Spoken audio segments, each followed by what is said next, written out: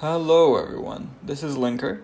Today we're gonna look at Ezio, the new released hero, and we're gonna analyze him in order to understand where is his position in the meta and understand what's his weaknesses, strength, so that you can use him before everyone else. Stay tuned. Ezio.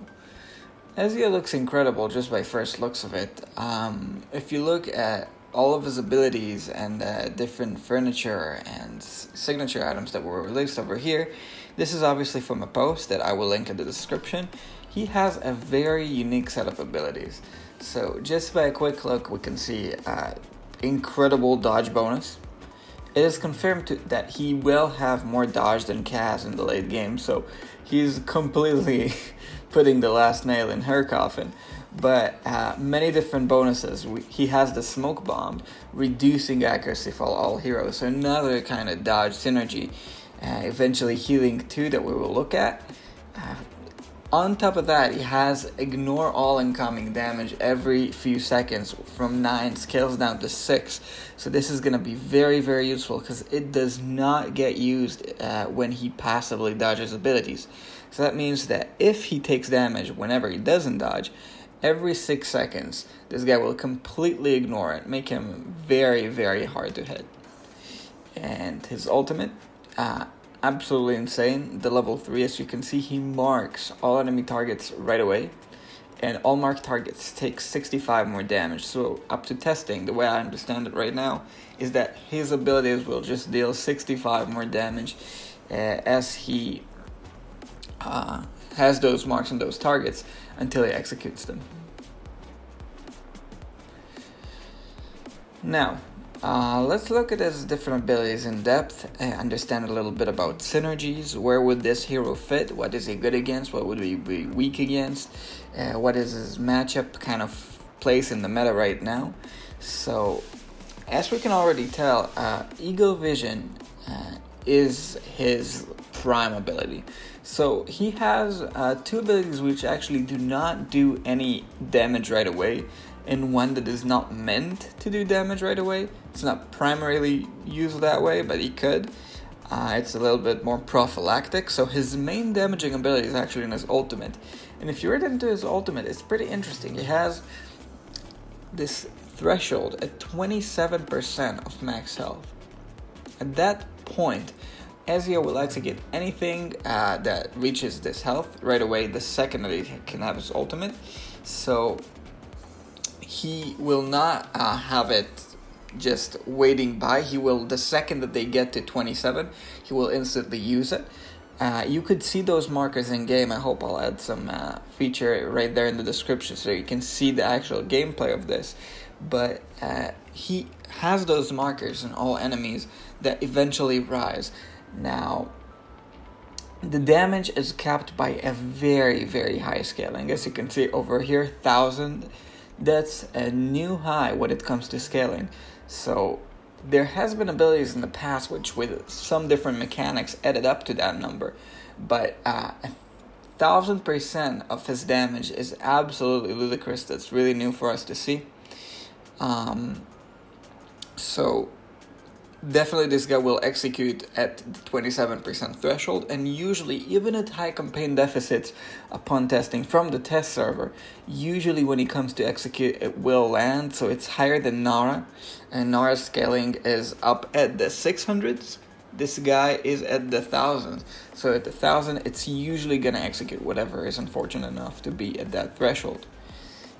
It has a unique interaction against NPC bosses. This is the first time this is mentioned in a character ability sheet, so this is pretty interesting to see, but that's not what this ability will mostly be used for. So if you look at the campaign, this guy is definitely wants to run this ability and have it run, and we'll see how he gets there. Second quick overview of an ability. This is kind of Kelthor's Retribution, very similar. Every 9 seconds, and that can wait. So if he's not damaged for over 9, of course, this is pending. It doesn't have to be specifically 9. Ezio, when Ezio takes damage, which means he doesn't dodge, he can ignore all the damage from the attack, avoid as mentioned here. We've seen that happen. and then counterattack. So he goes ahead and either does a 6-stage melee attack, which goes really fast with the daggers and everything, or he can do a ranged attack for 300% on the enemy target. Now, this is not an ability that you're going to consistently be using for damage, and I'll explain why. It's just his survivability kind of mechanic, especially useful in the very early stages of the fight, where his passive's not up, where he didn't yet throw his smoke bomb. So that's where you really, really want to watch out for this ability that will allow him to kind of stay alive a little longer. Lastly, we have the 3 nearby enemies are enshrouded in heavy cloud, which causes them to lose 105 accuracy points, 70 haste points, and also have 35 increased chance of suffering critical damage. Now, this is procced by all kinds of means. You can just toss it on the ground pretty instant. It could also be triggered by his, as you can see, the furniture right here. We'll look at that soon. But what's important to keep track of is that he has a lot of play with dodge and accuracy. So he's already near unhittable. And unlike Kaz, which has the issue where it's just timed kind of thing, where he gets to survive, he can reliably have a smoke bomb up. It stays for 9 seconds. And the cooldown on that upon testing is about 10. So if you can proc it consistently, he will be very close to unhittable, because dodge is calculated as accuracy, as a portion of accuracy plus dodge. And the useful part of that is that if you reduce the enemy accuracy, you do not yet hit the diminishing return on very, very high dodge numbers. So this is extra mechanic to just keep in mind. He also reduces haste, which we absolutely love to see. Great heroes reduce haste. And the increased chance of suffering critical damage, well, that's useful for his basic attacks mostly, which he uses as the main damage when he does not have his ultimate ready. But that's actually, as you'll see, that's not the main reason you'll want this ability used, because his final ability grants him 4 dodge points every 1 second. So 120 points is a total. He already has high dodge. His furniture grants ludicrous amount of dodge on top of that, so that we're talking about up to 31st seconds of the fight, which means here it starts from 4 procs of immunity that he has down to 5 procs that he has during this duration. After 5 of those that he survives, he will have his dodge fully stacked, which is absolutely insane. And on top of that, this ability also grants recovery, so Ezio can actually sustain. We've seen this work. This isn't consistent, but it does work, where he could dodge enough enemies, especially tankier enemies, to regain his health. So that's kind of his mechanism against those enemies, and we'll soon enough dive into matchups. Next, we'll want to see a signature item. We do not have full vision here, but you could get the general gist of it, where threshold markers have their thresholds raised by 10 after he defeats an enemy. There's the plus 10, which we cannot see, but the plus 20, each time he defeats an enemy, he receives 55 less damage, and each time he defeats an enemy, he triggers a smoke bomb. So this ability basically means that once he defeats an enemy, he really unleashes this full power where he cannot take as much damage. The thresholds are raised so he can do more damage. He throws a smoke bomb so it's harder to hit, and it's all working in tandem to make him essentially even better than he already is. And that goes well with his furniture, which can remove all negative control abilities every time he kills an enemy with his Eagle Vision, which is going to be what he uses to kill most enemies. As they go below the threshold cooldown, it's instantly used if he has the energy. But his 9 out of 9 furniture, this actually really knew how important this is. Take a look here. He gains 500 energy points at the beginning of battles. This means his ultimate triggers much faster. And this is a good segue into his solid matchups. So, as he absolutely loves bursting down enemies. He loves being a part of those Gwyneth setups, Aaron, Zolrath, Lorthan, anything that can help him just damage enemies faster down to that threshold is going to make him much stronger, because the second he can take down one squishy enemy, he will become much stronger through all the abilities we mentioned over here. So he has those different tools actually in his kit against any kind of matchup, but you'll usually see him burst enemies down. So against mages, he really enjoys the threshold over here. Almost always completely execute them, as they also do not have escape abilities most of the time. So if you're talking about Safia, if you're matching up against some Chimera or something in your local arena, definitely you will see high return, because he has crazy damage, he has this threshold for executes, he can handle those matchups greatly. The second thing that he has is he has a lot, he reduces haste, he reduces accuracy, and increases critical damage. Now this is great against enemy assassins, which have high accuracy, high dodge themselves, and are based on those basic attacks that haste benefits from. So against assassins, essentially, the amount of dodge that he accumulates, as well as his debuffs, do hold him alive, and this is one of his best buying points against assassin, where he can stay alive just long enough to land damage. And lastly, against those tanks, his idea to just stack the dodge and dodge their hits until eventually he recovers his max health back up. And if you look at all of that, you can kind of understand his matchups. He is strong in burst. He also could just be on a tankier comp waiting to use his execution threshold, but that's not where he'll probably shine upon our testing and what we see. Instead, he's the best with heroes like Lorsan, like Gwyneth, like Aaron. People keep asking me about Lorsan even after the tier list. This is exactly the type of hero that Lorsan enables, because he allows those enemies to take more damage before the ultimate, so that by the ultimate, it's really unresistible and just die right away, triggering everything over here and all this goodness that will probably get Ezio to be able to carry for you.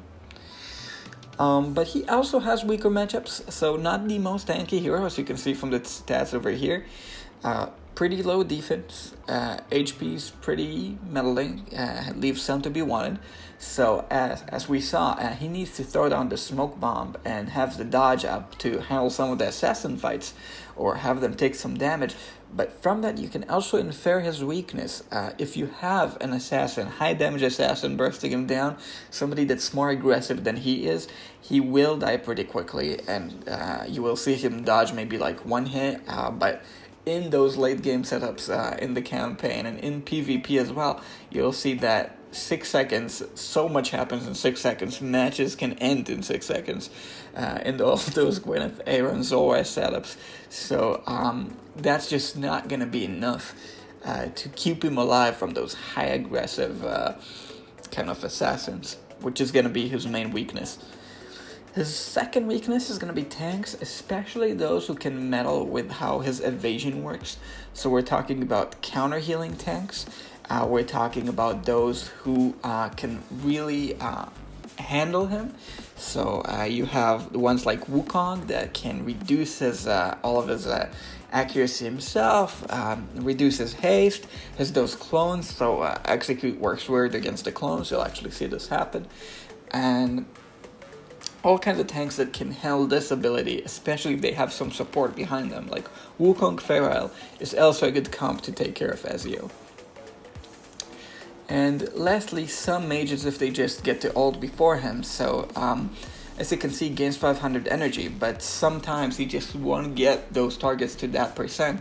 And heroes like Rowan, for example, are great at interacting with him, because in the enemy team, Rowan can heal the damage enemies before they get executed, as well as meddle with Ezio's targeting quite significantly, as he grants energy to those heroes that are waiting to ult before Ezio manages to.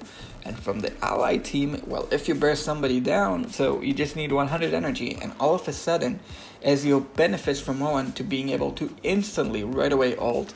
And that has some great synergies. For example, Gwyneth, every time an ally ults, she can do those 2 fast arrows with her clone.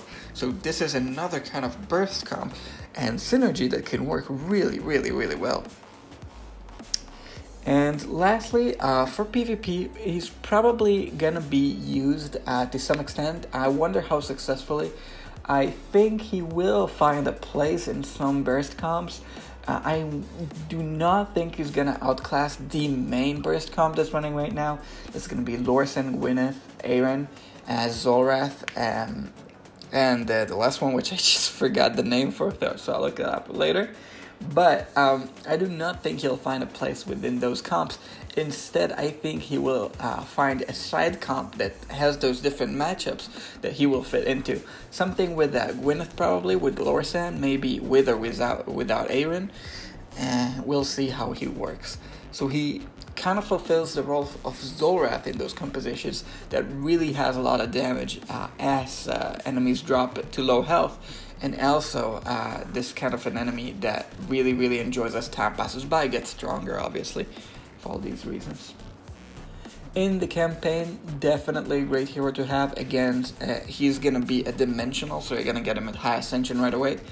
For your account, if you get him, I of course think that he will work into different comps. There, you'll obviously have burst comps. You'll probably use him in tankier comps too. He will probably be very matchup specific, so he's very good against those bursty mages that he can put down before they burst him. But if something more aggressive comes up, like a high level Athalia, you'll probably want to keep him out of the way. And just to summarize things up, I think Ezio is going to be great. I think you should definitely get him. He's going to be one of the best dimensionals. Up there with the likes of Arthur and Nakaruru. Maybe a little less good than Arthur is in some of the Gwyneth campaigns, but maybe more viable in PvP, for example. So definitely a hero you should consider getting. And with that, I'm going to hope this analysis helped you kind of see how you look at those different matchups a hero has and the initial testing to see what kind of comps would he be interesting on and where could you use him right when he comes, as well as how strong is he exactly, what's his weak points, so you can know if you should invest in him and is he the right thing that you need for your arsenal, which for some people would be definitely huge. So I would recommend to consider what do you need and whether do you need him. If you do, which I do think most people will, definitely focus him down. And if you really want to rely on him, so his furniture over here is incredible. It's more important than a signature item in my opinion. Really just put him on that list and try to proc it, because that 9/9 piece really allows him to burst things faster. And with Ezio, as we've seen, everything that he can burst first, he'll just win those matchups. So that's really crucial with him. And I hope with that I've helped you. I hope you like it. And as always, I'd like to hear your feedback about the video and anything like it. Try to make it a little shorter and more approachable than the last one, while still giving you this insight. So please let me know what you think. And with that, I've been Linker, and thank you very much.